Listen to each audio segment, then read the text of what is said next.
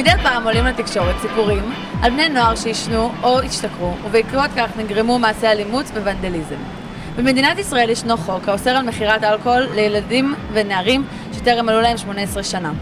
האם החוק הזה נאכף? האם הציבור מודע אליו? יצאנו לשטח לבדוק. שלום. אנחנו רוצים לשאול אותך כמה שאלות על נושא העישון. אתה מעשן? כן. מאיזה גיל התחלת? וואו, אני חושב מגיל צעיר מאוד, הייתי מתגנב, ואני חושב מגיל 12. אתה מעשן? לא. לא מעשן. כן. מתי התחלת? באיזה גיל? 17 וחצי. ולמה התחלת? פנאי, ליהנות מהחיים. לא יודע, רציתי, בא לי טוב. סתם עם חברים, זה ללא שום איזשהו דחף או משהו. חברה, לחץ חברתי. אני חושב שזה מתחיל בתור עניין של לחץ חברתי, כי כולם עושים, באיזשהו שלב כבר זה מתחיל להתמכר.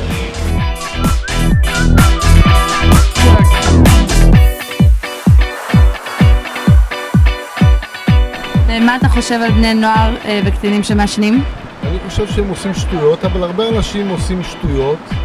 לכל אחד יש מנגנון השמדה עצמית שהוא משתמש בו, הם חושבים שהם עושים איזשהו רושם, איזשהו פותר איזושהי בעיה, אבל זה איזושהי בריחה קטנה וזהו.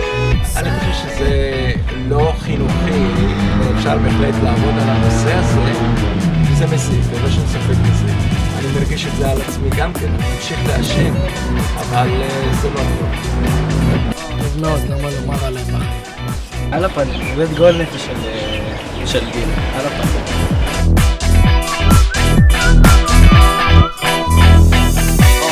ומה אתה חושב על בעלי קיוסקים שמוכרים לקטינים סיגריות ואלכוהול? פסול לחלוטין. חנויות שמוכרות, אני בדיוק חוזר מהמשטרה עכשיו מכתב אישום שהוגש נגד לקוח שלי שעבד בפיצוצייה ומכר לקטינים אלכוהול. צריכים להחמיר בענישה בעניין הזה, לסגור עסקים ולהעניש אותם. תלוי במדעים מולו גם, שהם פחות מ-18. לדעתי זה לא אחראי, זה פגיעה בחוק, ופגיעה בילדים עצמם שקונים מהם, הם חושבים שהם עושים להם טובה, אבל בסוף שבהם פוגעים בהם. ואתה חושב שבתור אזרח אתה יכול להשפיע על זה? אני חושב שכל אחד בתוך הבית שלו יכול להעביר את המסר לילדים שלו ולהגיד להם בדיוק מה כן נכון ולא נכון. להביע דעה.